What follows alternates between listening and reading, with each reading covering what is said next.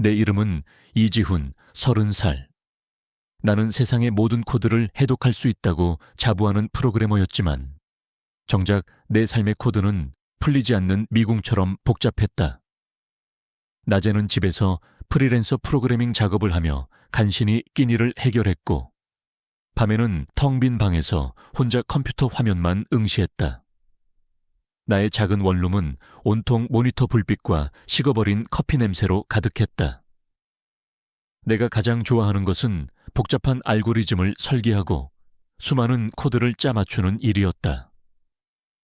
코딩을 할 때만큼은 세상의 모든 소음이 사라지고 오직 나와 숫자, 그리고 논리만이 존재했다.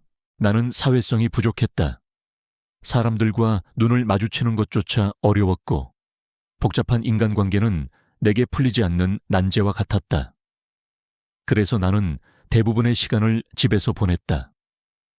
유일하게 나의 삶의 활기를 불어넣어주는 존재는 나의 반려견, 미소였다.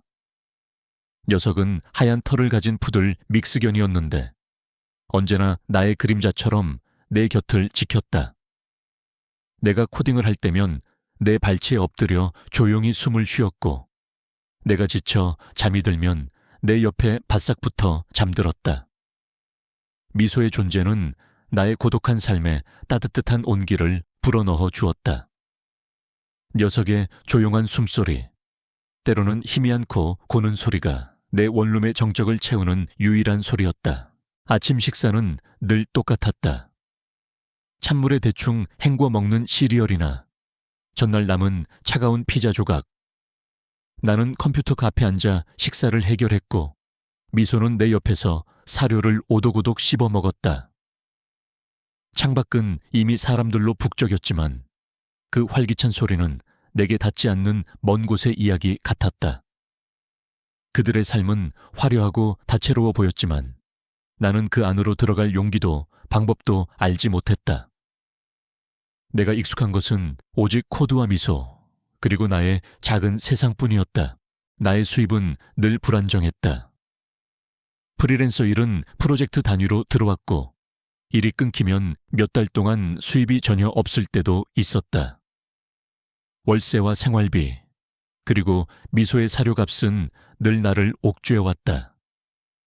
나는 거창한 꿈을 꾼 적은 없었다. 그저 내가 좋아하는 코딩을 하며 미소와 함께 소박하게 살아가는 것이 나의 바람이었다. 세상은 나를 주목하지 않았지만 미소는 언제나 나를 세상에서 가장 특별한 존재로 바라봐 주었다. 녀석의 순수한 눈빛은 나의 삶에 깊은 의미를 부여했다. 나의 삶은 이렇게 고요하고 때로는 쓸쓸했으며 미소와의 교감만이 나를 지탱해주는 유일한 위안이었다.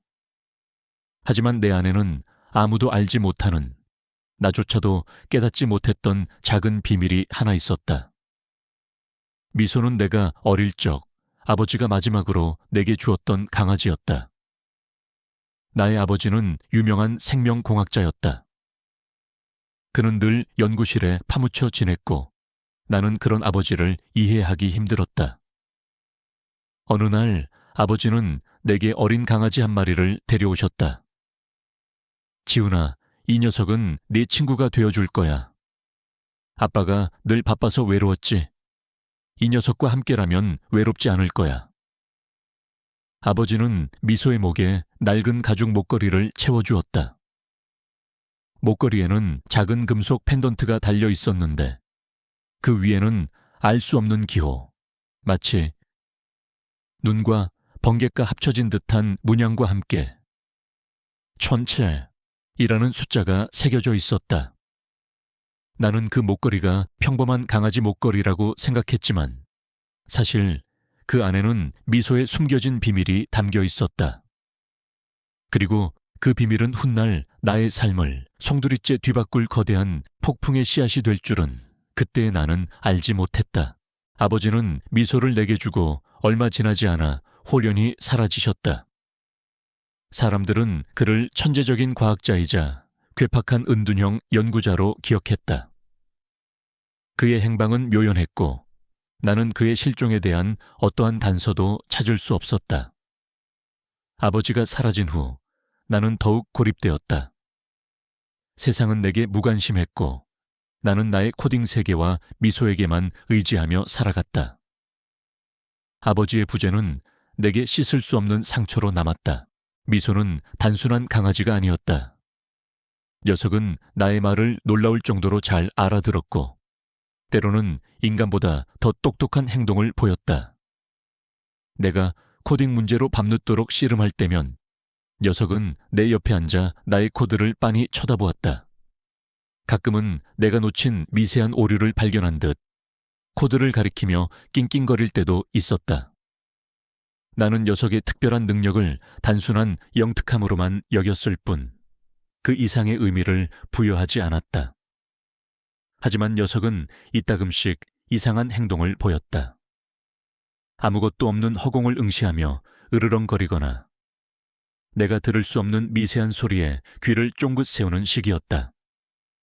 나는 녀석의 예민함을 개의 습성으로 치부했다. 나의 삶은 그렇게 고요하고 단조로우며 미소와의 소박한 행복으로 채워져 있었다. 폭풍 전야의 고요처럼 모든 것이 잠잠했다.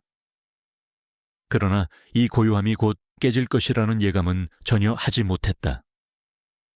나의 무미건조한 삶에 거대한 폭풍이 다가오고 있다는 사실을 그때의 나는 알지 못했다.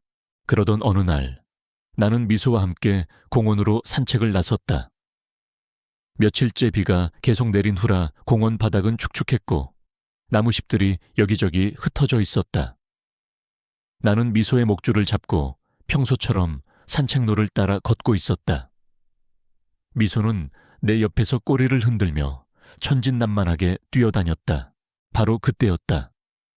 미소가 갑자기 맹렬하게 짖기 시작했다. 녀석은 평소에는 볼 수 없었던 사나운 표정으로 나를 향해 으르렁거렸다. 나는 당황했다.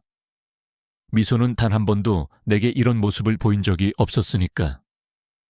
나는 미소를 진정시키려 애썼지만 녀석은 나의 말을 듣지 않았다. 그리고 갑자기 나의 다리를 물고 늘어졌다. 녀석의 이빨이 내 다리에 박히는 고통과 함께 나는 균형을 잃고 그대로 바닥에 넘어졌다. 아, 미소야, 왜 이래? 나는 고통과 함께 당혹감에 휩싸여 소리쳤다. 미소는 나를 물고 넘어뜨린 후 재빨리 나의 몸을 끌어당겨 안전한 곳으로 밀어냈다. 그리고 그 순간 귀청을 찢을 듯한 굉음과 함께 거대한 그림자가 나의 머리 위를 덮쳤다.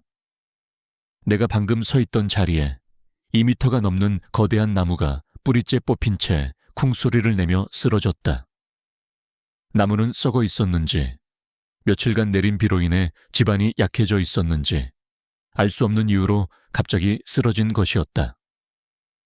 만약 미소가 나를 물고 넘어뜨리지 않았다면 나는 아마 그 자리에서 끔찍한 사고를 당했을 것이다. 나의 몸은 순식간에 공포에 휩싸였다. 나는 바닥에 주저앉아 미소를 끌어안았다.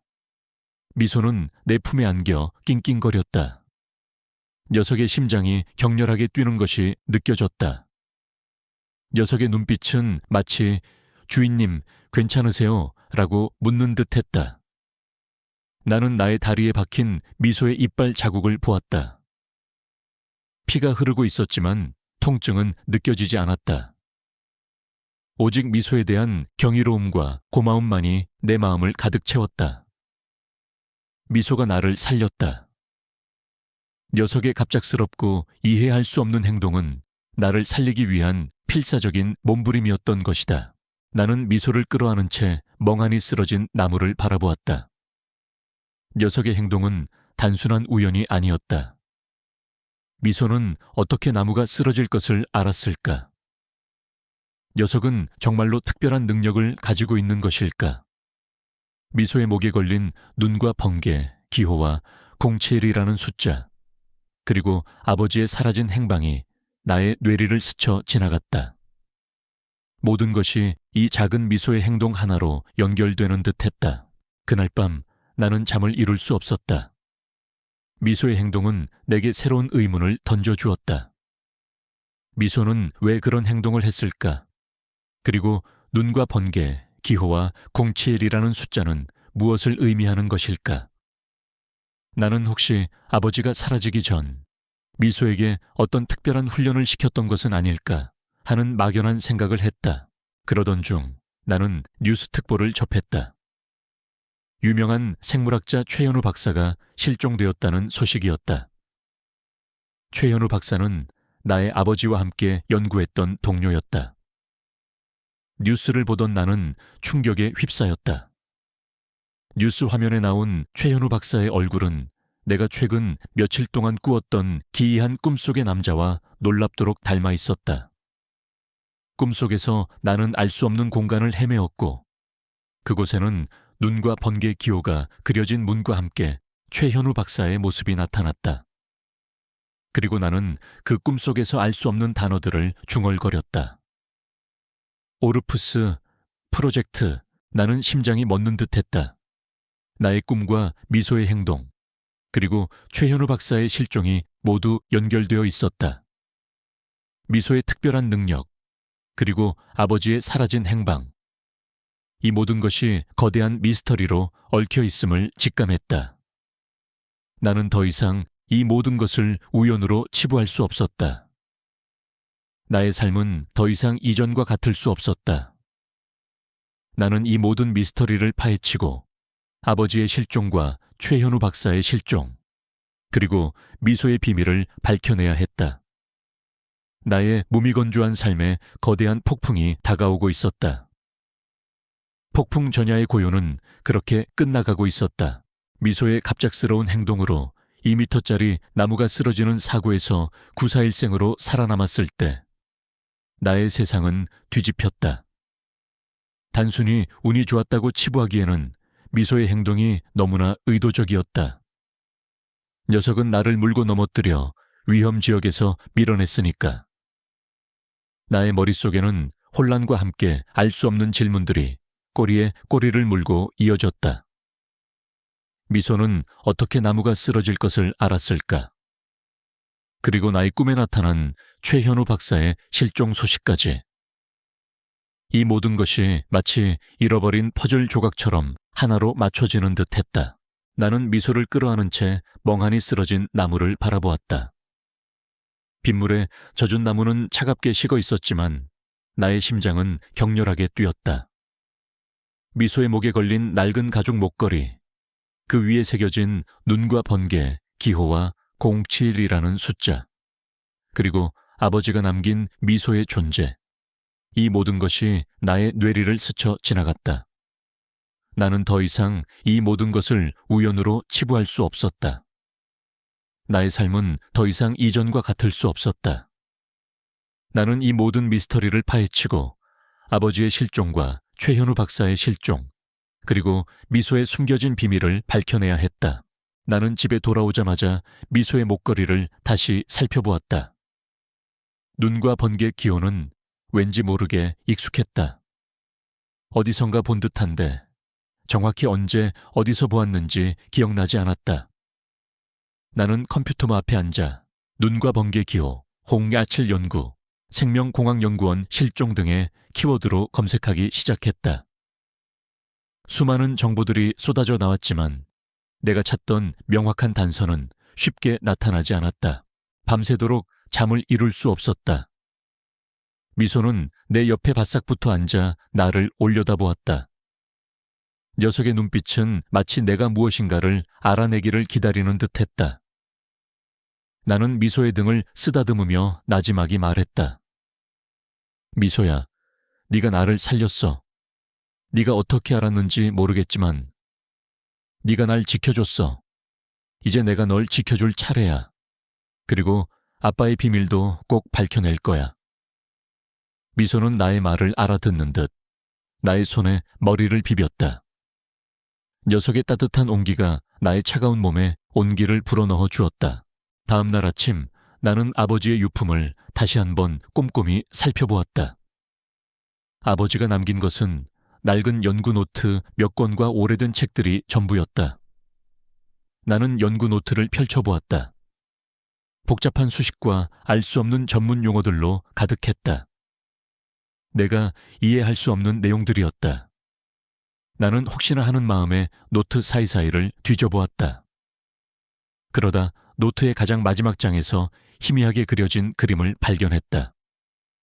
그림 속에는 미소의 목걸이에 새겨진 눈과 번개, 기호와 똑같은 문양이 그려져 있었다. 그리고 그 옆에는 아버지의 필체로 이렇게 적혀 있었다. 오르푸스 프로젝트 07 실패. 경고. 나는 숨을 들이켰다. 오르푸스 프로젝트. 내가 꿈속에서 들었던 그 이름이었다. 아버지는 이 프로젝트와 관련이 있었고 미소 역시 이 프로젝트의 일부였다는 사실이 명확해지는 순간이었다. 하지만 실패, 경고라는 단어는 나를 불안하게 만들었다. 아버지는 무엇을 경고하려 했던 것일까? 그리고 그분은 왜 홀연히 사라지셨을까? 나는 오르푸스 프로젝트를 다시 검색했다. 이번에는 생명공학이라는 키워드를 추가했다. 그러자 놀랍게도 과거 기사 몇 개가 검색되었다. 비윤리적 동물 실험 의혹, 오르푸스 프로젝트 강제 해체, 정부 지원금 횡령 의혹, 오르푸스 프로젝트 책임자 최후의 행방은. 기사 속에는 나의 아버지와 최현우 박사의 이름이 함께 언급되어 있었다. 아버지는 프로젝트 총괄 책임자였고 최현우 박사는 수석 연구원이었다. 기사들은 오르푸스 프로젝트가 희귀 질병 치료를 명목으로 내세웠지만 실제로는 인간의 유전자를 변형시키고 동물들을 이용해 생체 실험을 하는 비윤리적인 연구였다고 고발하고 있었다. 나는 충격에 휩싸였다. 내가 기억하는 아버지는 늘 인자하고 정의로운 분이셨다. 그런데 어떻게 그런 비윤리적인 실험에 가담할 수 있었을까? 아버지가 오르푸스 프로젝트의 책임자였다는 사실은 내게 큰 혼란과 함께 배신감을 안겨주었다. 나의 아버지는 괴물이었던 것일까? 나는 아버지의 연구 노트를 다시 꼼꼼히 살펴보기 시작했다. 복잡한 수식과 전문 용어들 사이에서 나는 아버지가 남긴 작은 메모들을 발견했다. 메모들은 주로 오르푸스 프로젝트의 진행 상황과 관련된 내용이었지만 점차 프로젝트의 비윤리적인 면모에 대한 아버지의 고민과 갈등이 드러나기 시작했다. 그는 동료 연구자들에게 이의를 제기했지만 그들은 아버지의 말을 무시했다. 아버지는 결국 프로젝트를 중단하려 했지만 이미 너무 늦었다. 오르푸스 프로젝트의 배후에는 막강한 권력과 재력을 가진 세력이 있었다. 나는 아버지의 메모 속에서 한 이름에 주목했다. 최규민. 그는 오르푸스 프로젝트의 핵심 투자자이자 아버지의 동료 연구원이었던 최현우 박사의 친형이었다. 아버지의 메모에는 최규민이 프로젝트의 비윤리적인 면모를 주도했고 프로젝트의 성과를 이용해 막대한 이득을 취하려 했다는 내용이 담겨 있었다. 그리고 최현우 박사는 최규민의 행동에 반대하다가 감금되었다는 충격적인 사실까지. 나의 아버지는 최현우 박사를 구하려 노력했지만 실패했고 결국 최규민에게 쫓기던 중 실종되었던 것이다. 나는 모든 퍼즐 조각이 맞춰지는 듯한 섬뜩한 기분을 느꼈다. 최현우 박사의 실종은 단순한 사고가 아니었다. 그리고 아버지의 실종 또한 마찬가지였다. 최규민. 그가 이 모든 사건의 배후였던 것이다. 그리고 미소는 오르푸스 프로젝트의 최종 실험체이자 최규민의 악행을 증명할 수 있는 유일한 증거였다. 미소의 특별한 능력은 바로 이 프로젝트를 통해 강화된 것이었다. 녀석은 위험을 감지하고 특정 인물의 생체 신호를 인식하며 심지어 특정 기억을 시각화할 수 있는 능력을 가지고 있었다. 미소가 나를 물고 넘어뜨려 나무 사고를 피하게 했던 것도 내가 꿈에서 최현우 박사를 보았던 것도 모두 이 능력 때문이었던 것이다. 나는 미소의 목에 걸린 목걸이를 조심스럽게 풀어보았다. 목걸이 안쪽에는 아주 작은 글씨로 이렇게 새겨져 있었다. PO, 킹치트, 4TGW. PO는 프로젝트 오르푸스를, 07은 미소의 식별 번호를 의미할 터였다. 그리고 TGW는 무엇을 의미할까? 나는 아버지의 연구 노트를 다시 뒤져보았다. 노트 한 구석에 표적 유전 파동이라는 단어가 적혀 있었다. 아버지는 미소에게 특정 유전 파동을 감지하고 그 정보를 시각화하는 능력을 부여했던 것이다. 그것은 미소가 위험을 감지하고 나의 꿈에 최현우 박사의 모습을 보여준 이유였다. 나는 나의 코딩 지식을 활용하여 이 표적 유전 파동이라는 개념을 이해하려 애썼다. 미소는 단순한 강아지가 아니라 아버지의 연구가 집약된 살아있는 증거이자 내게 진실을 알려줄 매개체였다. 나는 나의 능력을 깨달았다. 어릴 적부터 종종 꾸었던 기이한 꿈, 그리고 때로는 현실처럼 생생하게 느껴지던 환영들. 그것은 단순한 꿈이나 환각이 아니었다. 미소와 내가 연결되어 있었고 미소가 감지한 정보가 나의 꿈을 통해 시각화되었던 것이다. 나는 미소의 능력을 통해 최현우 박사의 행방과 오르푸스 프로젝트의 숨겨진 진실을 알 수 있었다. 나의 코딩 능력은 이러한 미소의 데이터를 분석하고 해석하는 데 결정적인 역할을 할 수 있을 터였다. 나는 더 이상 망설이지 않았다. 나는 이 모든 증거를 가지고 김민준 형사를 찾아갔다. 그는 나의 이야기를 듣는 내내 놀라움을 금치 못했다.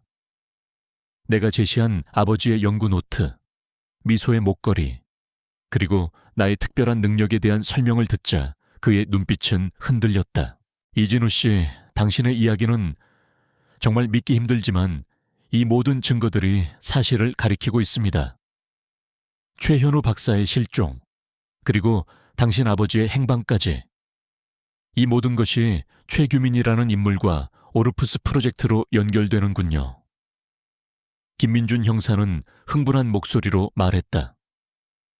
우리는 최규민을 꽤 오랫동안 추적하고 있었습니다.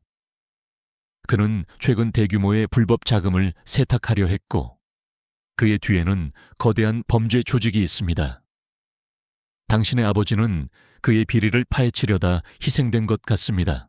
나는 나의 아버지가 비윤리적인 프로젝트에 참여했지만 결국 진실을 밝히려다 희생된 영웅이었다는 사실에 안도감을 느꼈다.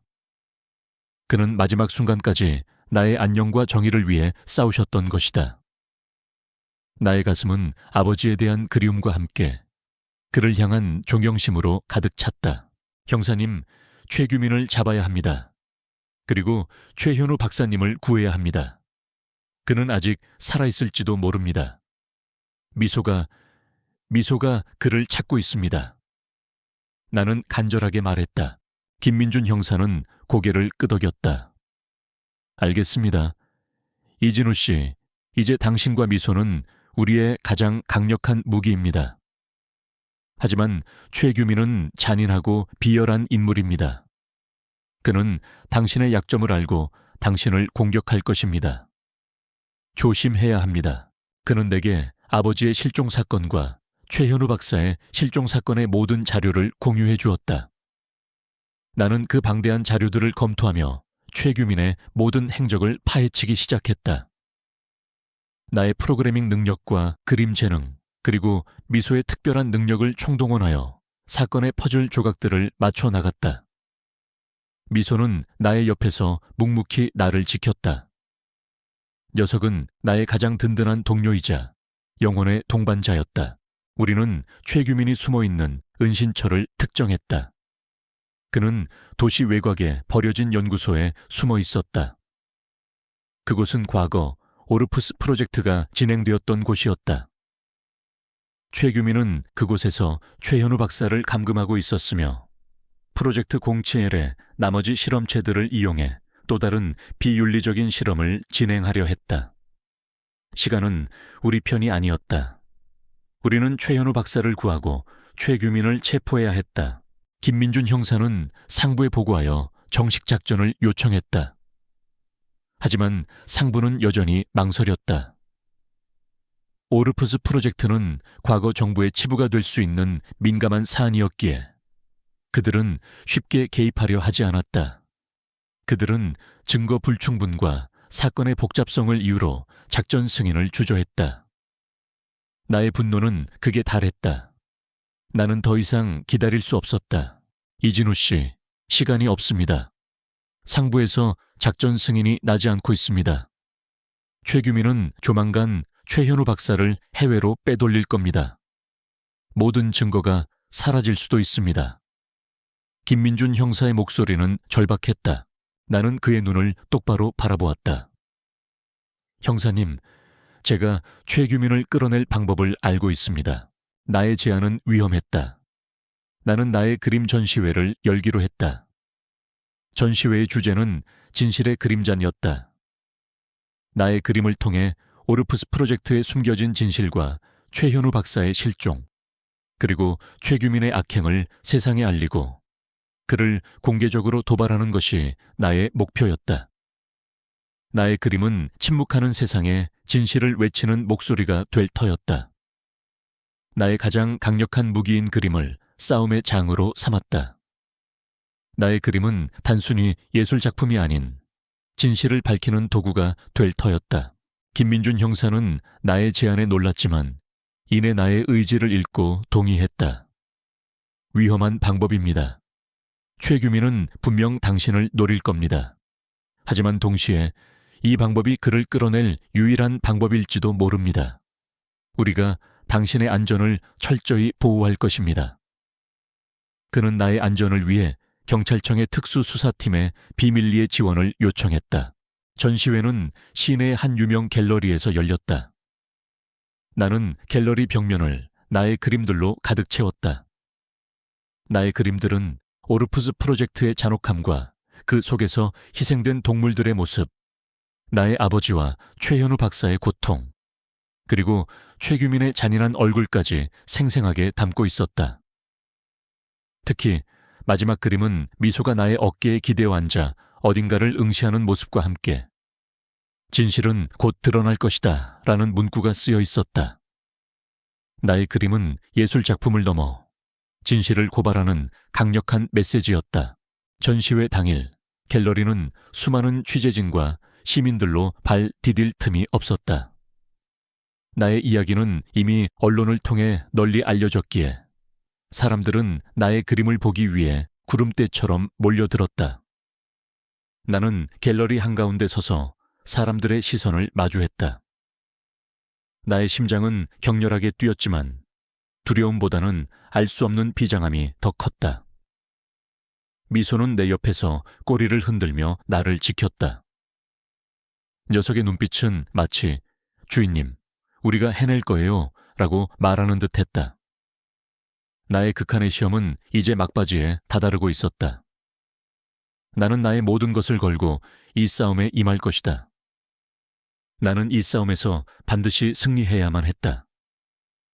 나의 아버지와 최현우 박사, 그리고 희생된 모든 동물들의 명예를 위해서라도 미소의 갑작스럽고도 기적 같은 행동으로 2미터짜리 나무가 쓰러지는 사고에서 구사일생으로 살아남았을 때 나의 세상은 뒤집혔다. 단순히 운이 좋았다고 치부하기에는 미소의 행동이 너무나 의도적이었다. 녀석은 나를 물고 넘어뜨려 위험 지역에서 밀어냈으니까. 나의 머릿속에는 혼란과 함께 알 수 없는 질문들이 꼬리에 꼬리를 물고 이어졌다. 미소는 어떻게 나무가 쓰러질 것을 알았을까? 그리고 나의 꿈에 나타난 최현우 박사의 실종 소식까지. 이 모든 것이 마치 잃어버린 퍼즐 조각처럼 하나로 맞춰지는 듯했다. 나는 미소를 끌어안은 채 멍하니 쓰러진 나무를 바라보았다. 빗물에 젖은 나무는 차갑게 식어 있었지만 나의 심장은 격렬하게 뛰었다. 미소의 목에 걸린 낡은 가죽 목걸이, 그 위에 새겨진 눈과 번개, 기호와 07이라는 숫자, 그리고 아버지가 남긴 미소의 존재. 이 모든 것이 나의 뇌리를 스쳐 지나갔다. 나는 더 이상 이 모든 것을 우연으로 치부할 수 없었다. 나의 삶은 더 이상 이전과 같을 수 없었다. 나는 이 모든 미스터리를 파헤치고 아버지의 실종과 최현우 박사의 실종, 그리고 미소의 숨겨진 비밀을 밝혀내야 했다. 나는 집에 돌아오자마자 미소의 목걸이를 다시 살펴보았다. 눈과 번개 기호는 왠지 모르게 익숙했다. 어디선가 본 듯한데 정확히 언제 어디서 보았는지 기억나지 않았다. 나는 컴퓨터 앞에 앉아 눈과 번개 기호, 07 연구, 생명공학연구원 실종 등의 키워드로 검색하기 시작했다. 수많은 정보들이 쏟아져 나왔지만 내가 찾던 명확한 단서는 쉽게 나타나지 않았다. 밤새도록 잠을 이룰 수 없었다. 미소는 내 옆에 바싹 붙어 앉아 나를 올려다보았다. 녀석의 눈빛은 마치 내가 무엇인가를 알아내기를 기다리는 듯했다. 나는 미소의 등을 쓰다듬으며 나지막이 말했다. 미소야, 네가 나를 살렸어. 네가 어떻게 알았는지 모르겠지만 네가 날 지켜줬어. 이제 내가 널 지켜줄 차례야. 그리고 아빠의 비밀도 꼭 밝혀낼 거야. 미소는 나의 말을 알아듣는 듯 나의 손에 머리를 비볐다. 녀석의 따뜻한 온기가 나의 차가운 몸에 온기를 불어넣어 주었다. 다음 날 아침 나는 아버지의 유품을 다시 한번 꼼꼼히 살펴보았다. 아버지가 남긴 것은 낡은 연구 노트 몇 권과 오래된 책들이 전부였다. 나는 연구 노트를 펼쳐보았다. 복잡한 수식과 알 수 없는 전문 용어들로 가득했다. 내가 이해할 수 없는 내용들이었다. 나는 혹시나 하는 마음에 노트 사이사이를 뒤져보았다. 그러다 노트의 가장 마지막 장에서 희미하게 그려진 그림을 발견했다. 그림 속에는 미소의 목걸이에 새겨진 눈과 번개, 기호와 똑같은 문양이 그려져 있었다. 그리고 그 옆에는 아버지의 필체로 이렇게 적혀 있었다. 오르프스 프로젝트 07 실패. 경고. 나는 숨을 들이켰다. 오르프스 프로젝트. 내가 꿈속에서 들었던 그 이름이었다. 아버지는 이 프로젝트와 관련이 있었고 미소 역시 이 프로젝트의 일부였다는 사실이 명확해지는 순간이었다. 하지만 실패, 경고라는 단어는 나를 불안하게 만들었다. 아버지는 무엇을 경고하려 했던 것일까? 그리고 그분은 왜 홀연히 사라지셨을까? 나는 오르프스 프로젝트를 다시 검색했다. 이번에는 생명공학이라는 키워드를 추가했다. 그러자 놀랍게도 과거 기사 몇 개가 검색되었다. 비윤리적 동물 실험 의혹, 오르프스 프로젝트 강제 해체, 정부 지원금 횡령 의혹, 오르프스 프로젝트 책임자 최후의 행방은. 기사 속에는 나의 아버지와 최현우 박사의 이름이 함께 언급되어 있었다. 아버지는 프로젝트 총괄 책임자였고 최현우 박사는 수석 연구원이었다. 기사들은 오르프스 프로젝트가 희귀 질병 치료를 명목으로 내세웠지만 실제로는 인간의 유전자를 변형시키고 동물들을 이용해 생체 실험을 하는 비윤리적인 연구였다고 고발하고 있었다. 나는 충격에 휩싸였다. 내가 기억하는 아버지는 늘 인자하고 정의로운 분이셨다. 그런데 어떻게 그런 비윤리적인 실험에 가담할 수 있었을까? 아버지가 오르프스 프로젝트의 책임자였다는 사실은 내게 큰 혼란과 함께 배신감을 안겨주었다. 나의 아버지는 괴물이었던 것일까? 나는 아버지의 연구 노트를 다시 꼼꼼히 살펴보기 시작했다. 복잡한 수식과 전문 용어들 사이에서 나는 아버지가 남긴 작은 메모들을 발견했다. 메모들은 주로 오르프스 프로젝트의 진행 상황과 관련된 내용이었지만 점차 프로젝트의 비윤리적인 면모에 대한 아버지의 고민과 갈등이 드러나기 시작했다. 그는 동료 연구자들에게 이의를 제기했지만 그들은 아버지의 말을 무시했다.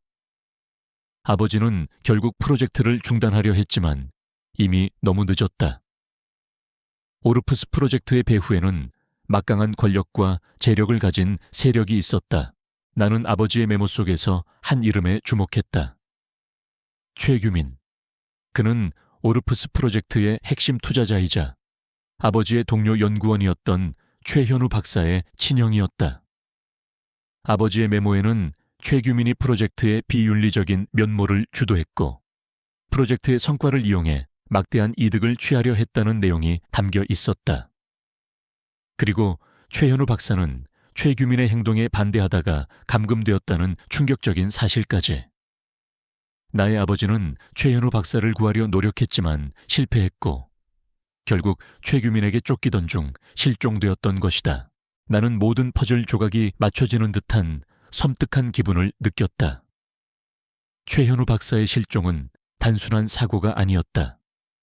그리고 아버지의 실종 또한 마찬가지였다. 최규민, 그가 이 모든 사건의 배후였던 것이다.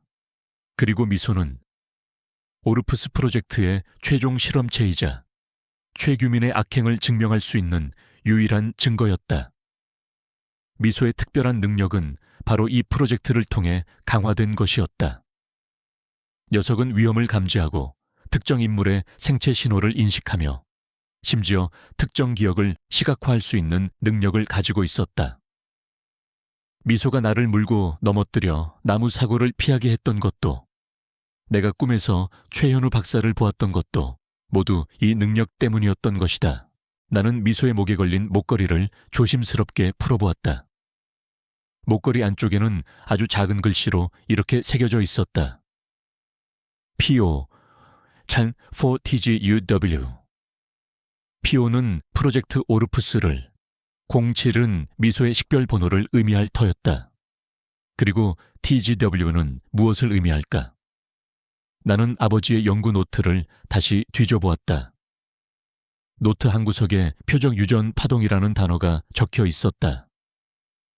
아버지는 미소에게 특정 유전 파동을 감지하고 그 정보를 시각화하는 능력을 부여했던 것이다.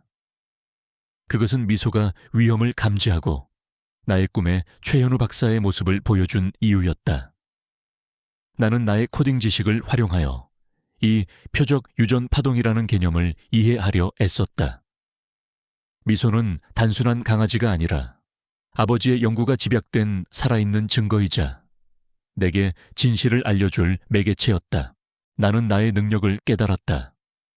어릴 적부터 종종 꾸었던 기이한 꿈, 그리고 때로는 현실처럼 생생하게 느껴지던 환영들. 그것은 단순한 꿈이나 환각이 아니었다. 미소와 내가 연결되어 있었고 미소가 감지한 정보가 나의 꿈을 통해 시각화되었던 것이다. 나는 미소의 능력을 통해 최현우 박사의 행방과 오르푸스 프로젝트의 숨겨진 진실을 알 수 있었다. 나의 코딩 능력은 이러한 미소의 데이터를 분석하고 해석하는 데 결정적인 역할을 할 수 있을 터였다. 나는 더 이상 망설이지 않았다. 나는 이 모든 증거를 가지고 김민준 형사를 찾아갔다. 그는 나의 이야기를 듣는 내내 놀라움을 금치 못했다.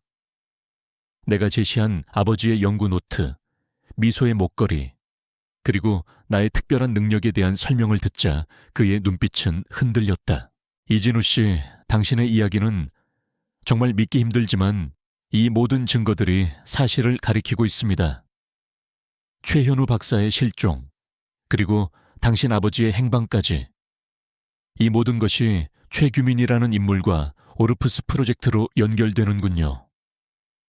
김민준 형사는 흥분한 목소리로 말했다. 우리는 최규민을 꽤 오랫동안 추적하고 있었습니다. 그는 최근 대규모의 불법 자금을 세탁하려 했고 그의 뒤에는 거대한 범죄 조직이 있습니다. 당신의 아버지는 그의 비리를 파헤치려다 희생된 것 같습니다. 나는 나의 아버지가 비윤리적인 프로젝트에 참여했지만 결국 진실을 밝히려다 희생된 영웅이었다는 사실에 안도감을 느꼈다. 그는 마지막 순간까지 나의 안녕과 정의를 위해 싸우셨던 것이다. 나의 가슴은 아버지에 대한 그리움과 함께 그를 향한 존경심으로 가득 찼다. 형사님, 최규민을 잡아야 합니다. 그리고 최현우 박사님을 구해야 합니다. 그는 아직 살아있을지도 모릅니다. 미소가 그를 찾고 있습니다. 나는 간절하게 말했다. 김민준 형사는 고개를 끄덕였다. 알겠습니다. 이진우 씨, 이제 당신과 미소는 우리의 가장 강력한 무기입니다. 하지만 최규민은 잔인하고 비열한 인물입니다. 그는 당신의 약점을 알고 당신을 공격할 것입니다. 조심해야 합니다. 그는 내게 아버지의 실종 사건과 최현우 박사의 실종 사건의 모든 자료를 공유해 주었다. 나는 그 방대한 자료들을 검토하며 최규민의 모든 행적을 파헤치기 시작했다. 나의 프로그래밍 능력과 그림 재능, 그리고 미소의 특별한 능력을 총동원하여 사건의 퍼즐 조각들을 맞춰 나갔다. 미소는 나의 옆에서 묵묵히 나를 지켰다. 녀석은 나의 가장 든든한 동료이자 영혼의 동반자였다. 우리는 최규민이 숨어있는 은신처를 특정했다. 그는 도시 외곽에 버려진 연구소에 숨어 있었다. 그곳은 과거 오르푸스 프로젝트가 진행되었던 곳이었다. 최규민은 그곳에서 최현우 박사를 감금하고 있었으며 프로젝트 071의 나머지 실험체들을 이용해 또 다른 비윤리적인 실험을 진행하려 했다. 시간은 우리 편이 아니었다. 우리는 최현우 박사를 구하고 최규민을 체포해야 했다. 김민준 형사는 상부에 보고하여 정식 작전을 요청했다. 하지만 상부는 여전히 망설였다. 오르푸스 프로젝트는 과거 정부의 치부가 될 수 있는 민감한 사안이었기에 그들은 쉽게 개입하려 하지 않았다. 그들은 증거 불충분과 사건의 복잡성을 이유로 작전 승인을 주저했다. 나의 분노는 극에 달했다. 나는 더 이상 기다릴 수 없었다. 이진우 씨, 시간이 없습니다. 상부에서 작전 승인이 나지 않고 있습니다. 최규민은 조만간 최현우 박사를 해외로 빼돌릴 겁니다. 모든 증거가 사라질 수도 있습니다. 김민준 형사의 목소리는 절박했다. 나는 그의 눈을 똑바로 바라보았다. 형사님, 제가 최규민을 끌어낼 방법을 알고 있습니다. 나의 제안은 위험했다. 나는 나의 그림 전시회를 열기로 했다. 전시회의 주제는 진실의 그림자였다. 나의 그림을 통해 오르푸스 프로젝트에 숨겨진 진실과 최현우 박사의 실종, 그리고 최규민의 악행을 세상에 알리고 그를 공개적으로 도발하는 것이 나의 목표였다. 나의 그림은 침묵하는 세상에 진실을 외치는 목소리가 될 터였다. 나의 가장 강력한 무기인 그림을 싸움의 장으로 삼았다. 나의 그림은 단순히 예술 작품이 아닌 진실을 밝히는 도구가 될 터였다. 김민준 형사는 나의 제안에 놀랐지만 이내 나의 의지를 읽고 동의했다. 위험한 방법입니다. 최규민은 분명 당신을 노릴 겁니다.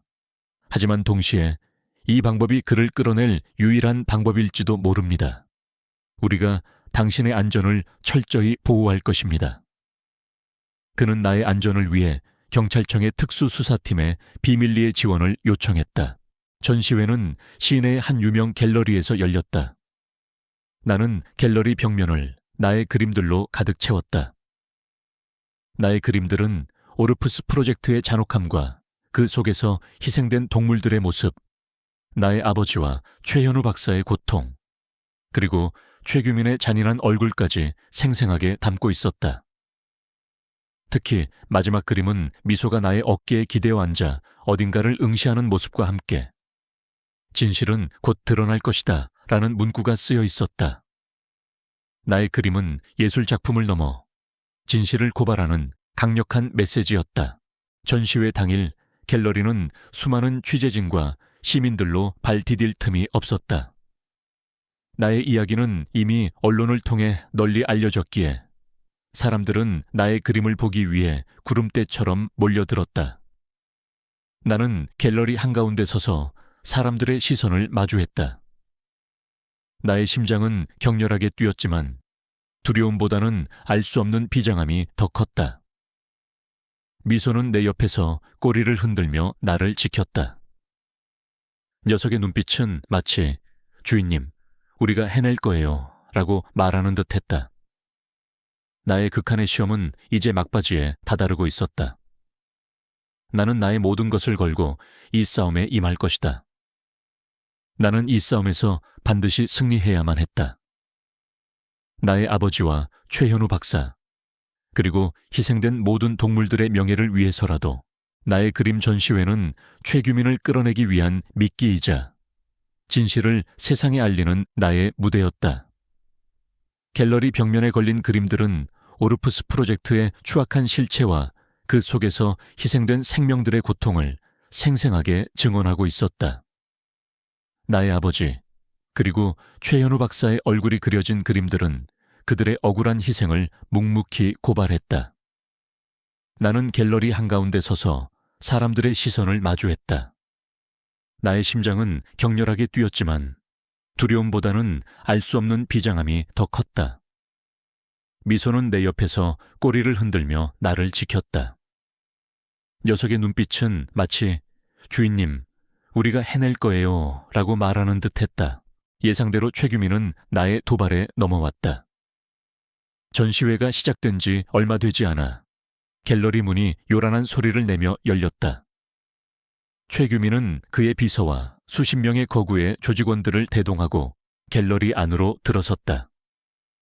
그의 얼굴은 분노로 일그러져 있었고 눈빛은 살기로 이글거렸다.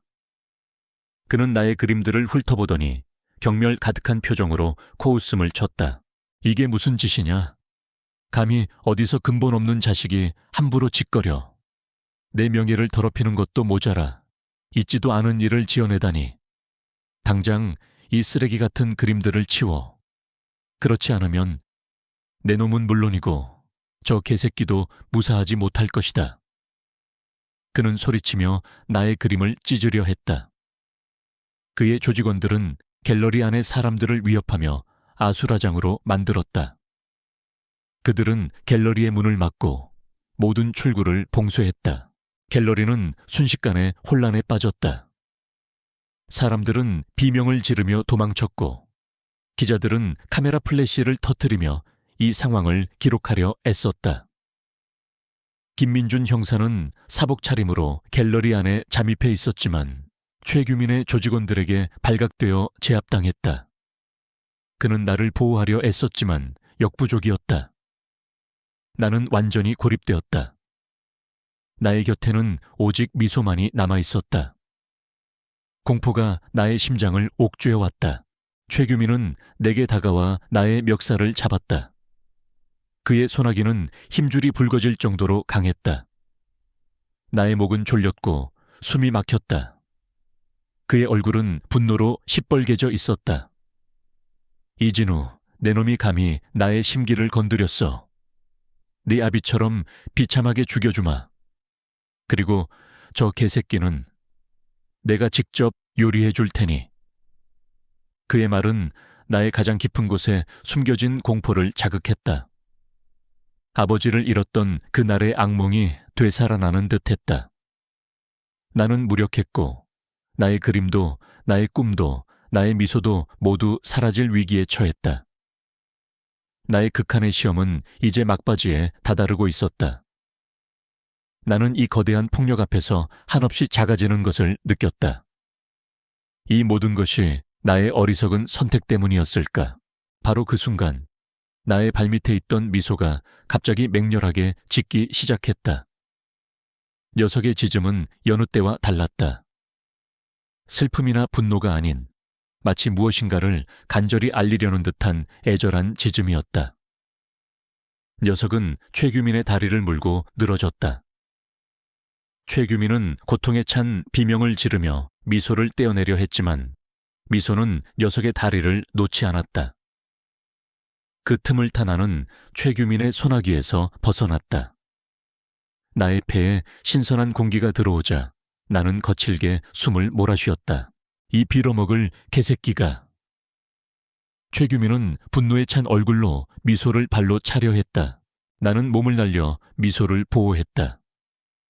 미소는 내 품에 안겨 낑낑거렸지만 여전히 최규민을 향해 으르렁거렸다. 나는 나의 옆에 놓여있던 그림 도구를 집어들었다. 낡은 붓과 물감이 내 손에 쥐어졌다.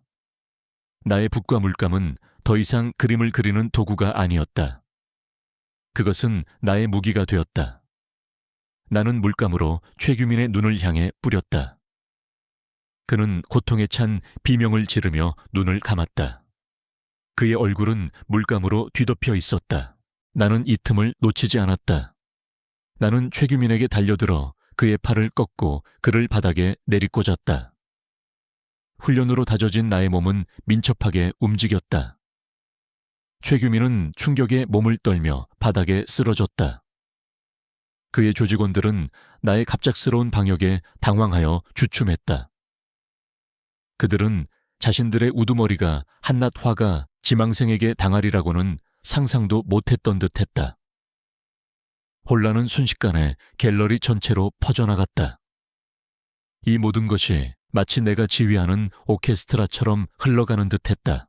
바로 그때 갤러리 밖에서 사이렌 소리가 요란하게 울려 퍼졌다. 김민준 형사가 나의 계획에 따라 경찰의 지원을 요청한 것이다. 경찰 특공대가 갤러리 안으로 들이닥치자 최규민의 조직원들은 모두 투항했다. 최규민은 얼굴에 물감 자국이 선명한 채 경찰에게 체포되었다. 그는 나를 노려보았지만 더 이상 아무 말도 하지 못했다. 그의 눈빛은 패배와 절망으로 가득했다.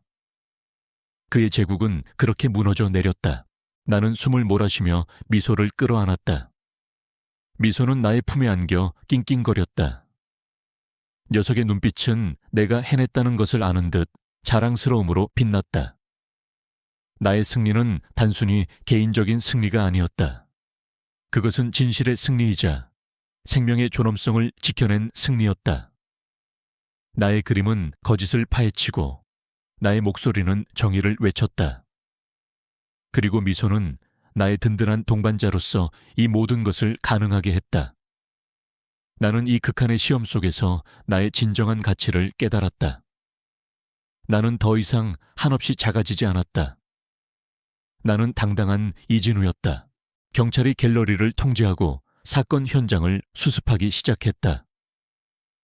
기자들은 최규민이 체포되는 장면과 함께 나의 활약상을 담기 위해 미친 듯이 카메라 플래시를 터뜨렸다.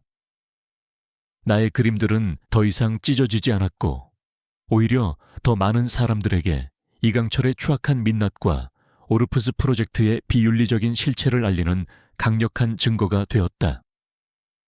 특히 미소가 나의 그림을 통해 단서를 찾아낸 순간은 사람들에게 깊은 인상을 남겼다. 그들은 미소의 특별한 능력에 놀라움을 금치 못했다. 김민준 형사가 내게 다가왔다. 그의 얼굴은 피곤함과 함께 안도감이 서려 있었다.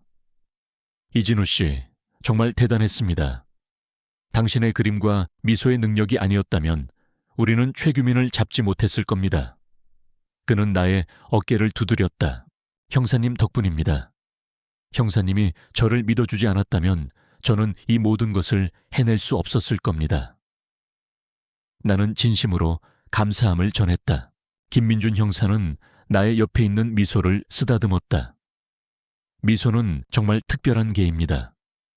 당신의 아버지가 왜 미소를 그토록 중요하게 생각했는지 이제야 알겠습니다. 그는 미소를 통해 당신에게 진실을 남기려 했던 겁니다. 나는 미소의 목에 걸린 낡은 금속 목걸이를 바라보았다. 07이라는 숫자와 눈과 번개 기호. 그 안에는 아버지의 희생과 미소의 사명이 담겨 있었다. 아버지는 나를 위해 마지막 순간까지 싸우셨고, 미소는 아버지의 마지막 메시지를 내게 전달하기 위해 목숨을 걸고 돌아온 것이다. 나의 가슴은 벅차올랐다. 경찰 조사가 시작되었다. 나는 김민준 형사와 함께 최규민의 모든 범죄에 대해 상세히 증언했다. 나의 그림들은 강력한 증거 자료가 되었고 미소의 특별한 능력은 사람들에게 큰 충격을 주었다. 오르프스 프로젝트의 실체와 비윤리적인 실험, 그리고 나의 아버지가 그 프로젝트의 희생자였다는 사실은 세상을 경악하게 만들었다. 최규민은 모든 혐의를 부인했지만 나의 그림과 미소의 능력, 그리고 정 박사가 제공한 자료들은 그를 꼼짝 못하게 만들었다. 특히 나의 그림은 법정에서도 강력한 증거로 인정받았다. 나의 그림은 단순한 예술 작품이 아니라 사건 현장의 재현이자 범죄 심리를 꿰뚫어보는 통찰력을 담고 있었으니까. 법정은 나의 그림을 통해 최규민의 잔인함과 탐욕을 명확히 파악할 수 있었다. 재판은 한치의 양보도 없는 치열한 공방 끝에 막을 내렸다. 최규민은 살인, 강도, 비윤리적인 동물 실험 주도, 최현우 박사 감금, 그리고 불법 자금 세탁 등 모든 혐의에 대해 유죄를 선고받고 무기징역을 선고받았다. 그의 모든 재산은 몰수되었고 오르프스 프로젝트와 관련된 모든 조직들은 해체되었다.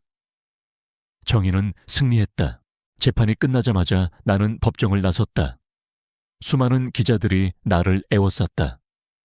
그들은 내게 질문을 던졌지만 이번에는 비난이나 조롱의 질문이 아니었다. 이진우 씨, 오늘 판결에 대해 한 말씀 부탁드립니다. 앞으로 그림 활동은 계속하실 건가요? 미소와 함께 어떤 삶을 살고 싶으신가요? 나는 김민준 형사와 함께 채 올랐다.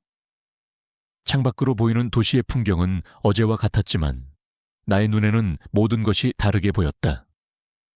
회색빛 도시가 이제는 빛나는 희망으로 가득 찬 곳으로 변한 듯했다.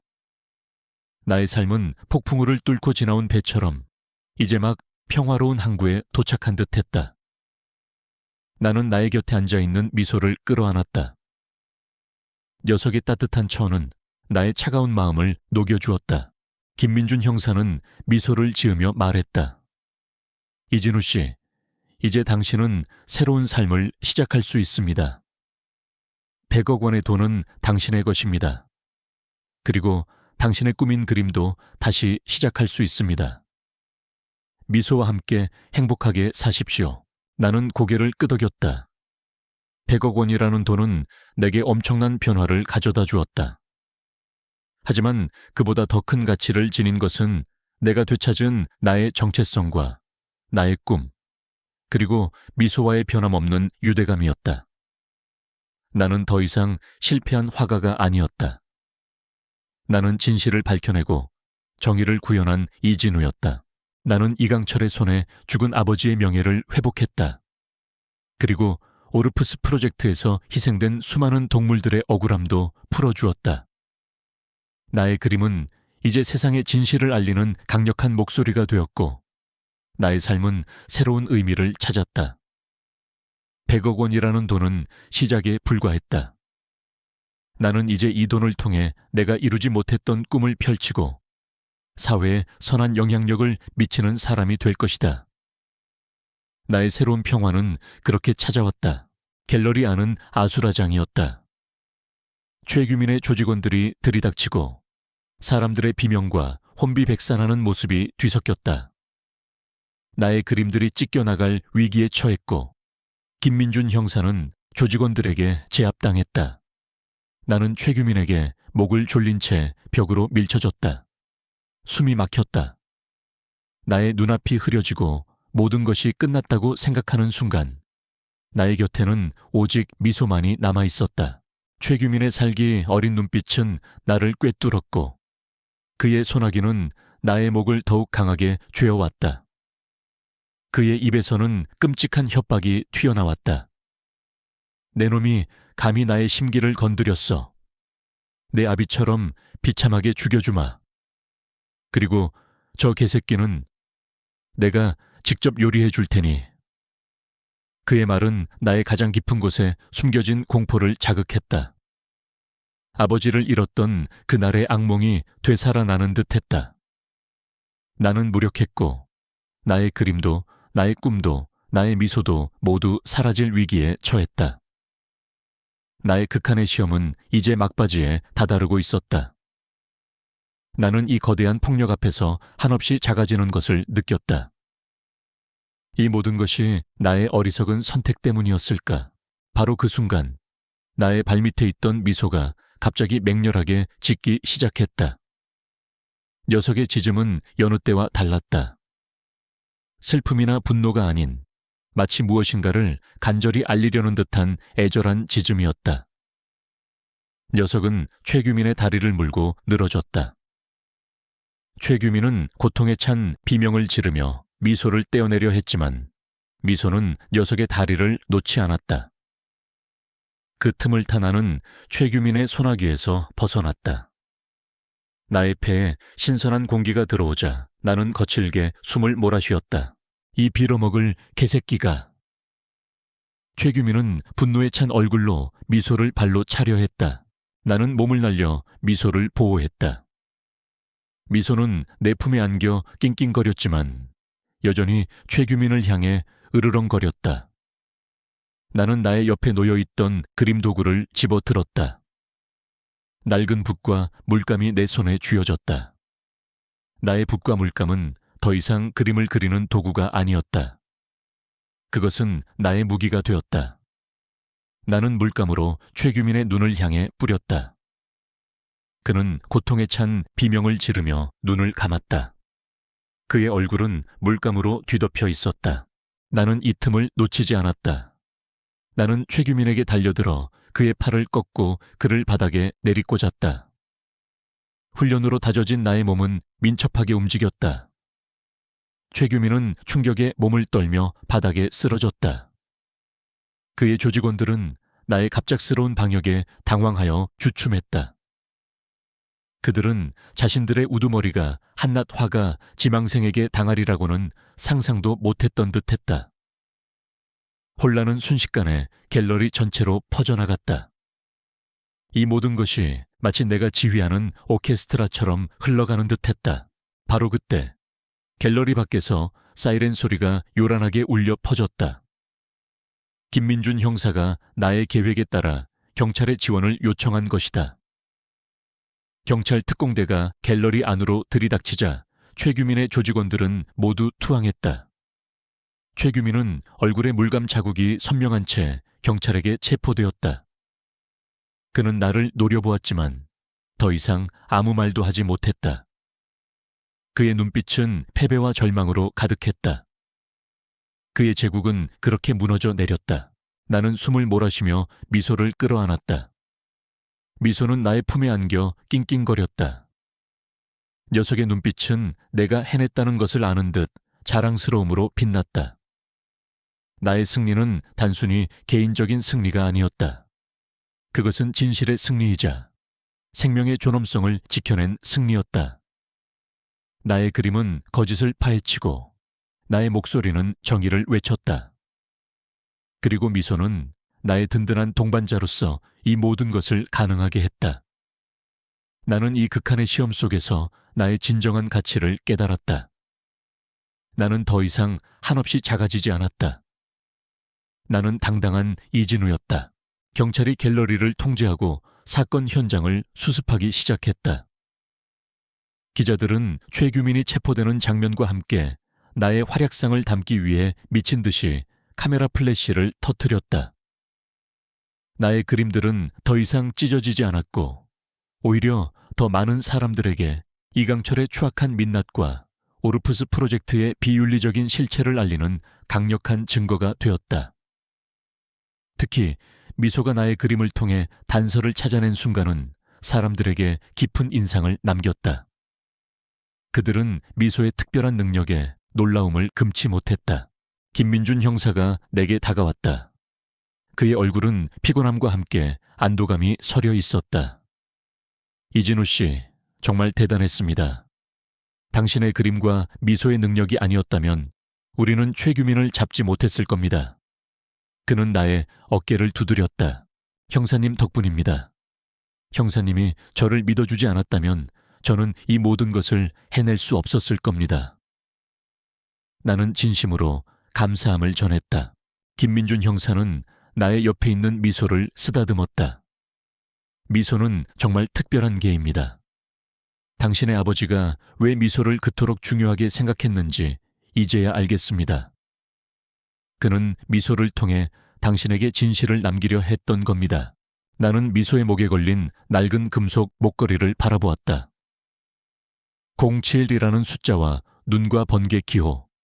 그 안에는 아버지의 희생과 미소의 사명이 담겨 있었다. 아버지는 나를 위해 마지막 순간까지 싸우셨고 미소는 아버지의 마지막 메시지를 내게 전달하기 위해 목숨을 걸고 돌아온 것이다. 나의 가슴은 벅차올랐다. 경찰 조사가 시작되었다. 나는 김민준 형사와 함께 최규민의 모든 범죄에 대해 상세히 증언했다. 나의 그림들은 강력한 증거 자료가 되었고 미소의 특별한 능력은 사람들에게 큰 충격을 주었다. 오르푸스 프로젝트의 실체와 비윤리적인 실험, 그리고 나의 아버지가 그 프로젝트의 희생자였다는 사실은 세상을 경악하게 만들었다. 최규민은 모든 혐의를 부인했지만 나의 그림과 미소의 능력, 그리고 정 박사가 제공한 자료들은 그를 꼼짝 못하게 만들었다. 특히 나의 그림은 법정에서도 강력한 증거로 인정받았다. 나의 그림은 단순한 예술작품이 아니라 사건 현장의 재현이자 범죄 심리를 꿰뚫어 보는 통찰력을 담고 있었으니까. 법정은 나의 그림을 통해 최규민의 잔인함과 탐욕을 명확히 파악할 수 있었다. 재판은 한치의 양보도 없는 치열한 공방 끝에 막을 내렸다. 최규민은 살인, 강도, 비윤리적인 동물 실험 주도, 최현우 박사 감금, 그리고 불법 자금 세탁 등 모든 혐의에 대해 유죄를 선고받고 무기징역을 선고받았다. 그의 모든 재산은 몰수되었고 오르푸스 프로젝트와 관련된 모든 조직들은 해체되었다. 정의는 승리했다. 재판이 끝나자마자 나는 법정을 나섰다. 수많은 기자들이 나를 애워쌌다. 그들은 내게 질문을 던졌지만 이번에는 비난이나 조롱의 질문이 아니었다. 이진우 씨, 오늘 판결에 대해 한 말씀 부탁드립니다. 앞으로 그림 활동은 계속하실 건가요? 미소와 함께 어떤 삶을 살고 싶으신가요? 나는 김민준 형사와 함께 채 올랐다.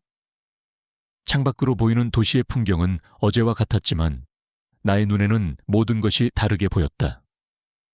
회색빛 도시가 이제는 빛나는 희망으로 가득 찬 곳으로 변한 듯했다. 나의 삶은 폭풍우를 뚫고 지나온 배처럼 이제 막 평화로운 항구에 도착한 듯했다. 나는 나의 곁에 앉아있는 미소를 끌어안았다. 녀석의 따뜻한 천은 나의 차가운 마음을 녹여주었다. 김민준 형사는 미소를 지으며 말했다. 이진우 씨, 이제 당신은 새로운 삶을 시작할 수 있습니다. 100억 원의 돈은 당신의 것입니다. 그리고 당신의 꾸민 그림도 다시 시작할 수 있습니다. 미소와 함께 행복하게 사십시오. 나는 고개를 끄덕였다. 100억 원이라는 돈은 내게 엄청난 변화를 가져다 주었다. 하지만 그보다 더 큰 가치를 지닌 것은 내가 되찾은 나의 정체성과 나의 꿈, 그리고 미소와의 변함없는 유대감이었다. 나는 더 이상 실패한 화가가 아니었다. 나는 진실을 밝혀내고 정의를 구현한 이진우였다. 나는 이강철의 손에 죽은 아버지의 명예를 회 피우쳤다. 그리고 오르푸스 프로젝트에서 희생된 수많은 동물들의 억울함도 풀어주었다. 나의 그림은 이제 세상에 진실을 알리는 강력한 목소리가 되었고 나의 삶은 새로운 의미를 찾았다. 100억 원이라는 돈은 시작에 불과했다. 나는 이제 이 돈을 통해 내가 이루지 못했던 꿈을 펼치고 사회에 선한 영향력을 미치는 사람이 될 것이다. 나의 새로운 평화는 그렇게 찾아왔다. 이강철이 체포되고 그의 모든 범죄가 세상에 드러나자 갤러리는 더 이상 혼란의 장소가 아닌 진실이 밝혀진 성역처럼 느껴졌다. 경찰과 취재진은 밤늦도록 현장을 수습하고 정보를 수집했다. 나의 그림들은 찢겨지거나 손상되지 않았고 오히려 더 많은 사람들에게 이강철의 추악한 민낯과 오르푸스 프로젝트의 비윤리적인 실체를 알리는 증거물로 언론의 집중적인 조명을 받았다. 나는 김민준 형사의 보호 아래 병원으로 이송되어 어깨 상처를 치료받았다. 나의 몸은 만신창이가 되었지만 나의 마음은 그 어느 때보다도 평온하고 후련했다. 병원 침대에 누워 뉴스를 보았다. 모든 방송사의 헤드라인은 이강철의 체포와 오르푸스 프로젝트의 진실, 그리고 나의 활약상으로 가득했다. 잔인한 폭력 조직 두목 이강철, 화가 지망생과 특별한 계에 의해 체포. 100억 원 강도 사건의 배후. 비윤리적 동물 실험까지 자행. 숨겨진 진실을 밝힌 영웅견 미소와 화가 이진우. 나는 더 이상 실패한 화가나 불운한 청년이 아니었다. 세상은 나를 진실을 밝힌 용기 있는 화감으로, 그리고 미소를 보여 세상을 바꾼 영웅견으로 기억하기 시작했다. 사람들은 이강철의 위선과 탐욕에 분노했고, 나의 용기 있는 행동과 미소의 활약에 찬사를 보냈다. 며칠 후 병실로 김민준 형사가 찾아왔다. 그의 얼굴에는 피곤함과 함께 진심 어린 안도감이 서려 있었다. 이진우 씨, 정말 고생 많으셨습니다. 당신의 용기와 미소가 아니었다면 우리는 이강철을 잡지 못했을 겁니다. 그는 나의 손을 잡고 진심으로 고마움을 표현했다. 솔직히 처음에는 당신의 이야기를 믿기 힘들었습니다. 하지만 당신의 그림과 미소의 눈빛은 거짓말을 하지 않았습니다. 태어나서 이렇게 놀라운 경험은 처음입니다. 나는 고개를 저었다. 형사님 덕분입니다. 형사님이 저를 믿어주지 않았다면 저는 이 모든 것을 해낼 수 없었을 겁니다.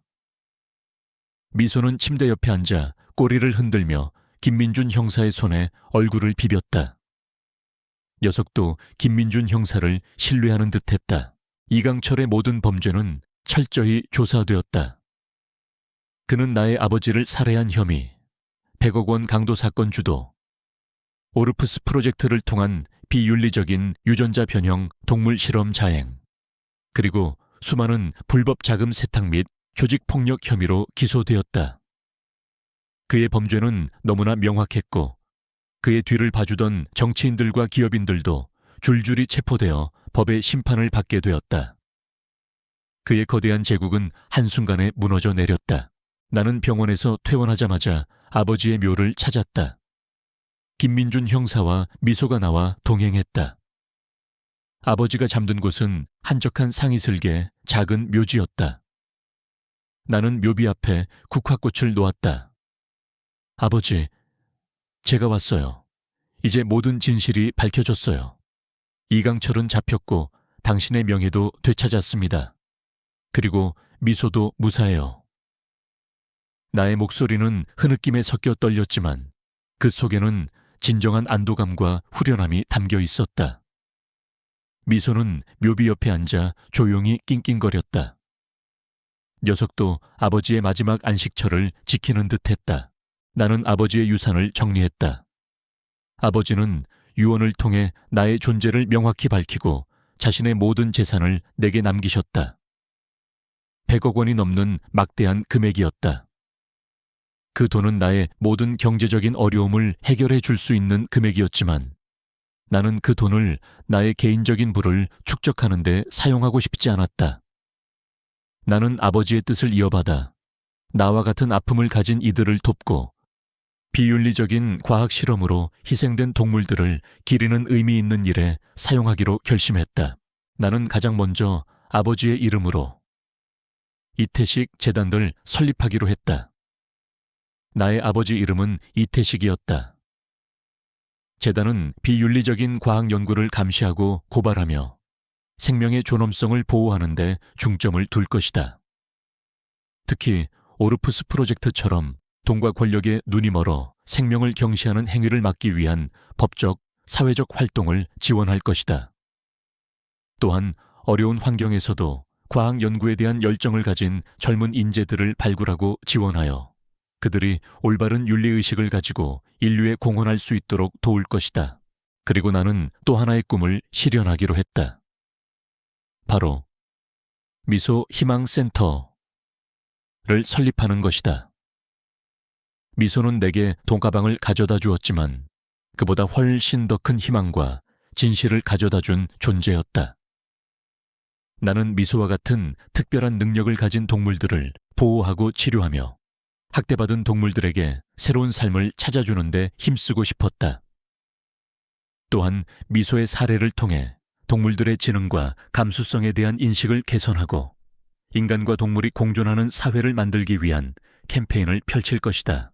김민준 형사는 나의 계획을 듣고 진심으로 지지해 주었다. 이진우 씨, 당신의 계획에 전적으로 동의합니다. 이태식 선배님도 분명 자랑스러워 하실 겁니다. 경찰청에서도 재단과 센터 설립에 적극적으로 협력하겠습니다. 그는 나의 재단 설립을 돕기 위해 법률 자문과 행정 지원을 아끼지 않았다. 그는 이제 나의 가장 든든한 조력자이자 영원한 친구가 되었다. 이태식 재단과 미소희망센터의 설립은 순조롭게 진행되었다. 나의 이야기가 언론에 널리 알려진 후 많은 기업과 개인들이 나의 뜻에 공감하며 후원금을 보내왔다. 대중은 나를 정의를 위해 싸운 화가로, 미소를 기적을 가져온 영웅견으로 부르며 우리의 활동을 지지했다. 나는 그들의 관심과 지지가 큰 책임감으로 다가왔지만 동시에 내게 더 큰 용기를 주었다. 매일 아침 나는 작업실에서 그림을 그리며 하루를 시작했다. 나의 그림은 이제 돈벌이 수단이 아닌 세상의 부조리를 고발하고 진실을 알리는 도구가 되었다. 나의 캔버스에는 오르푸스 프로젝트의 잔혹함과 그 속에서 희생된 동물들의 모습, 그리고 미소의 맹렬한 눈빛이 담겼다. 나의 그림들은 전국 각지의 갤러리에서 전시되었고 사람들에게 깊은 울림을 주었다. 미소는 늘 내 옆에 앉아 나의 작업을 지켜보았다. 녀석의 따뜻한 온기는 나의 불안한 마음을 진정시켜 주었고 녀석의 존재는 내가 혼자가 아니라는 위안을 주었다. 오후에는 미소희망센터로 향했다. 그곳에는 학대받거나 버려진 수많은 동물들이 새로운 삶을 꿈꾸며 치료와 훈련을 받고 있었다. 나는 그들의 눈빛에서 미소의 어린 시절을 보았다. 나는 그들을 따뜻하게 보듬어주고 사랑과 인내로 보살폈다. 김민준 형사는 종종 센터를 찾아와 자원봉사를 했고 우리와 함께 동물보호 캠페인에 참여하기도 했다. 우리는 이 세상에 선한 영향력을 펼치기 위해 끊임없이 노력했다.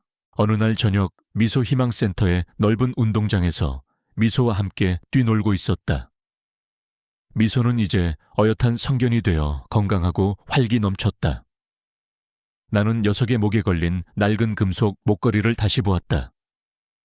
목걸이에는 07이라는 숫자와 눈과 번개 기호가 여전히 선명하게 새겨져 있었다. 나는 녀석의 머리를 쓰다듬었다. 미소야, 고마워. 내 덕분에 아빠의 진실도 알게 되고 내 삶도 찾게 되었어. 내 옆에서 땀을 흘리며 미소와 함께 뛰어놀던 김민준 형사가 내게 다가왔다. 이진우 씨, 오늘 이강철의 모든 재산이 몰수되었습니다. 이강철의 잔당들도 모두 잡혔고요. 오르푸스 프로젝트 관련자들도 법의 심판을 받게 될 겁니다. 이제 정말 모든 것이 끝났습니다. 그의 목소리에는 후련함과 함께 깊은 만족감이 담겨 있었다. 나는 고개를 끄덕였다. 나의 삶을 뒤흔들었던 거대한 폭풍이 마침내 지나갔다. 나는 아버지를 잃었지만 그의 유산을 통해 새로운 삶을 얻었다. 물질적인 100억 원의 유산뿐만 아니라 진실과 정의, 그리고 사랑이라는 값진 유산까지. 아버지의 용기와 희생, 그리고 나를 향한 변함없는 사랑은 내 삶의 가장 큰 자산이 되었다. 나는 미소를 끌어안고 밤하늘을 올려다보았다. 수많은 별들이 반짝였다. 그 별들 중 가장 밝게 빛나는 별 하나가 아버지의 모습처럼 느껴졌다. 아버지, 이제 편히 잠드세요. 제가 당신의 빈자리를 채우고 당신의 꿈을 이어가겠습니다. 나의 새로운 평화는 그렇게 찾아왔다. 나는 더 이상 한없이 작아지지 않는 당당하고 새로운 이진우의 삶을 살고 있었다. 이 모든 것은 내가 쓰레기장에서 주운 게 미소가 가져온 100억 원 현금 가방과 함께 시작되었다. 나의 두 번째 삶은 그렇게 찬란하게 빛나고 있었다. 수년의 시간이 흘렀다. 나의 삶은 미소가 가져온 100억 원의 현금 가방과 함께 시작된 거대한 폭풍우 속에서 완전히 재편되었다. 더 이상 낡은 다락방에 숨어 지내던 실패한 화가 이진우가 아니었다. 나는 이태식 재단과 미소 희망센터의 이사장으로서 숨가쁜 나날을 보내고 있었다. 아침 일찍 일어나 재단 업무를 살피고 희망센터에서 미소와 함께 학대받은 동물들을 돌보며 때로는 나의 그림으로 세상의 진실을 알리고 우리의 비전을 전파했다. 처음에는 낯설고 두려웠던 모든 사회적 활동들이 이제는 나의 일상이 되었고 그 과정에서 나는 스스로를 성장시키고 한계를 뛰어넘었다. 나의 변화는 외적인 모습뿐만이 아니었다. 아버지를 잃은 슬픔과 이강철의 비윤리적인 행위로 인한 상처는 여전히 내 마음속 깊이 자리하고 있었지만 더 이상 나를 짓누르지 않았다. 오히려 그것들은 내가 더 큰 목표를 향해 나아가게 하는 원동력이 되었다. 김민준 형사는 나의 곁에서 든든한 조언자이자 파트너가 되어주었다. 그는 경찰로서의 임무를 계속 수행하면서도 재단과 센터 운영을 도왔고 내가 대외 활동을 할 때마다 묵묵히 나를 지원했다. 그의 냉철한 판단력과 뛰어난 수사 능력은 재단의 투명하고 효율적인 운영에 큰 기여를 했다. 우리는 업무적인 관계를 넘어 서로에게 없어서는 안 될 소중한 동반자가 되었다. 그는 나의 아픔을 이해하고 공감해주는 유일한 친구였다. 그리고 미소는 여전히 나의 가장 소중한 가족이었다. 녀석은 이제 어엿한 성견이 되어 건강하고 활기 넘쳤지만 여전히 나의 그림자처럼 나의 곁을 지켰다. 나는 퇴근 후 피곤한 몸을 이끌고 집에 돌아오면 미소가 꼬리를 흔들며 나를 반겼다. 녀석의 따뜻한 온기와 변함없는 충성심은 내게 가장 큰 위로와 행복을 주었다. 희망센터의 새로운 어린 강아지들은 미소를 롤모델로 삼았고 녀석은 여전히 센터의 마스코트이자 모든 동물들의 영웅으로 존경받았다. 이태식 재단은 눈부신 성장을 거듭했다. 우리는 비윤리적인 과학 연구를 감시하고 고발하는 데 앞장섰다. 오르푸스 프로젝트와 같은 비극이 다시는 반복되지 않도록 법적, 사회적 감시 활동을 강화했다. 또한 우리는 어려운 환경에서도 과학 연구에 대한 열정을 가진 젊은 인재들을 발굴하고 지원했다. 그들이 올바른 윤리의식을 가지고 인류에 공헌할 수 있도록 장학금, 연구비 지원, 그리고 멘토링 프로그램을 운영했다. 나의 아버지가 남기신 연구 기록들을 바탕으로 우리는 윤리적인 생명공학 연구의 중요성을 강조하고 과학기술이 인간과 자연의 공존을 위해 사용되어야 함을 끊임없이 역설했다. 미소 희망센터 또한 아시아 최고 수준의 동물보호 및 재활센터로 인정받았다. 우리는 학대받거나 버려진 동물들을 구조하고 그들에게 필요한 의료치료와 재활훈련을 제공했다. 미소의 사례는 수많은 사람들에게 동물들의 지능과 감수성에 대한 인식을 개선하는 계기가 되었다. 센터는 동물 입양 캠페인과 동물권 보호 교육을 활발히 진행하여 인간과 동물이 조화롭게 공존하는 사회를 만들기 위해 노력했다. 센터를 통해 새로운 가정을 찾은 동물들의 행복한 모습을 볼 때마다 나는 이루 말할 수 없는 보람을 느꼈다.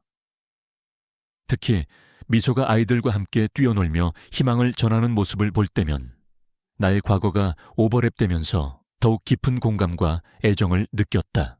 어느 날 나는 재단에서 주최하는 생명의 존엄성 기념 콘서트에서 연설을 하게 되었다. 콘서트는 나의 그림과 음악 그리고 재단의 활동을 통해 생명의 소중함을 알리는 자리였다.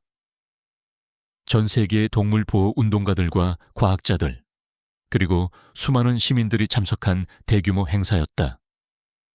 나는 연단에 서서 나의 이야기를 시작했다. 나의 목소리는 침착했지만 그 안에 담긴 진심은 뜨거웠다. 저는 한때 세상의 가장 밑바닥에서 그림자처럼 살던 사람이었습니다.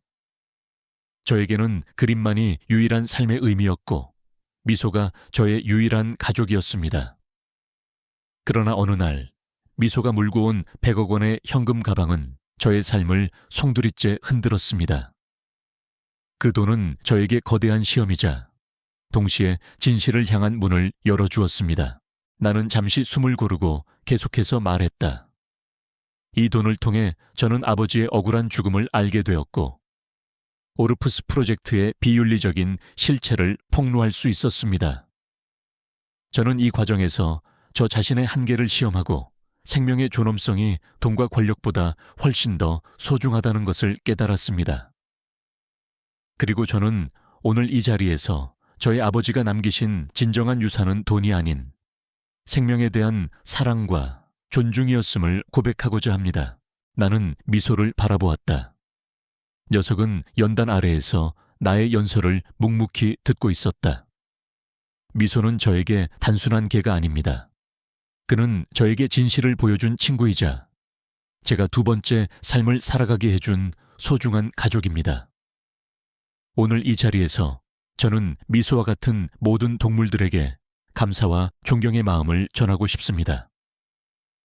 그들은 우리에게 조건 없는 사랑을 주고 때로는 인간의 상식을 뛰어넘는 지혜를 보여주며 우리 사회에 숨겨진 영웅들입니다. 나의 연설은 청중들에게 깊은 울림을 주었다. 많은 사람들이 눈물을 흘렸고 우레와 같은 박수갈채가 쏟아졌다. 행사장은 따뜻한 감동과 희망으로 가득 찼다. 연설이 끝나자 수많은 사람들이 내게 다가와 악수를 청하고 나의 용기 있는 행동과 헌신의 감사 인사를 전했다. 나는 그들의 따뜻한 시선과 진심 어린 말 한마디 한마디에 큰 위로와 보람을 느꼈다. 나는 더 이상 외롭지 않았다. 나는 세상과 소통하고 있었다. 행사가 끝나고 나는 김민준 형사와 미소와 함께 이태식 재단에서 지원하는 새로운 연구센터의 개관식에 참석했다. 이태식 윤리생명 공학연구센터라는 이름이 새겨진 현대적인 건물 앞에는 수많은 과학자들과 학생들이 모여 있었다. 나는 센터의 상징인 대형 스크린 앞에 섰다. 스크린에는 아버지의 젊은 시절 사진과 함께 그의 생전 철학이 담긴 문구가 빛나고 있었다. 과학은 생명을 위한 도구가 되어야 하며 결코 생명 위의 군림해서는 안 된다. 나는 김민준 형사와 함께 개관을 알리는 테이프를 잘랐다. 센터 안으로 들어서자 젊은 연구자들이 흥미진진한 표정으로 최첨단 장비들을 다루고 있었다. 그들의 눈빛에는 호기심과 열정, 그리고 미래에 대한 희망이 가득했다. 그들은 나의 아버지의 뜻을 이어받아 윤리적인 과학 연구를 통해 인류와 자연의 공존을 꿈꾸고 있었다. 나는 한 젊은 연구원에게 다가가 말을 걸었다. 그는 나와 비슷한 점이 많았다. 어린 시절부터 과학 연구에 대한 재능을 보였지만 경제적인 어려움 때문에 꿈을 포기하려던 참이었다. 어떤 연구를 하고 싶습니까? 내가 묻자 그는 눈을 반짝이며 말했다. 저는 유전자 변형 기술을 이용해 희귀병을 치료하는 방법을 연구하고 싶습니다. 하지만 생명의 존엄성을 최우선으로 생각하는 윤리적인 연구를 하고 싶습니다. 오르푸스 프로젝트와 같은 비극이 다시는 일어나지 않도록요. 나는 그의 말에 깊은 감동을 받았다. 나의 작은 행동 하나가 다른 이들에게는 거대한 희망이 될 수 있다는 사실에 가슴이 뭉클했다. 나는 그의 어깨를 두드리며 격려했다. 그의 눈빛은 맑고 순수했다. 나는 그에게서 아버지의 젊은 시절 모습을 보았고 나의 노력이 결코 헛되지 않았음을 깨달았다. 센터를 둘러보던 중 나는 한 벽면에 걸린 커다란 그림을 발견했다.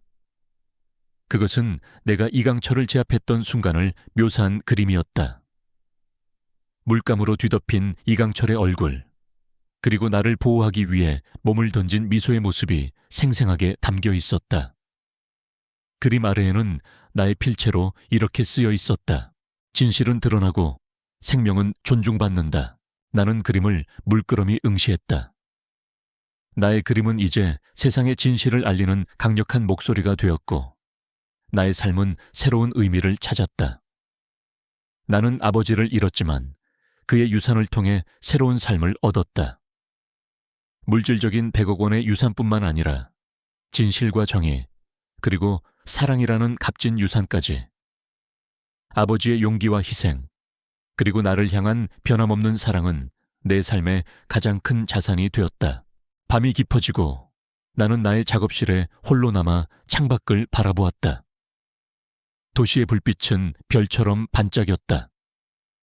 내 옆에는 미소가 평화롭게 잠들어 있었다. 나는 미소의 등을 부드럽게 쓰다듬었다. 모든 것이 변했다. 나의 삶은 더 이상 회색빛이 아니었다.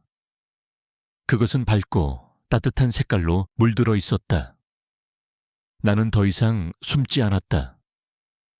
나의 과거는 나를 짓누르는 짐이 아니라 다른 이들에게 공감하고 그들을 도울 수 있는 소중한 경험이 되었다. 나는 책상에 놓인 낡은 편지를 다시 보았다. 미소가 가져온 그 100억 원의 현금 가방과 함께 돌아온 한 장의 편지. 이 돈으로 너의 새로운 삶을 시작해라. 하지만 기억해라. 모든 돈에는 그에 상응하는 대가가 따른다. 네가 이 돈을 받은 순간 너의 삶은 더 이상 이전과 같을 수 없다. 너는 이제 위험한 선택을 해야 할 것이다.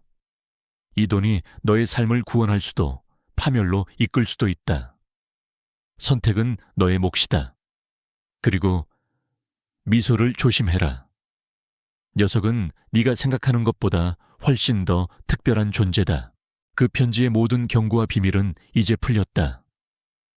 100억 원은 나의 삶을 구원했고 나를 위험한 선택의 기로에 세웠지만 결국 나를 더 나은 사람으로 만들었다. 그리고 미소는 나의 삶의 가장 특별한 선물이자 영원한 동반자였다.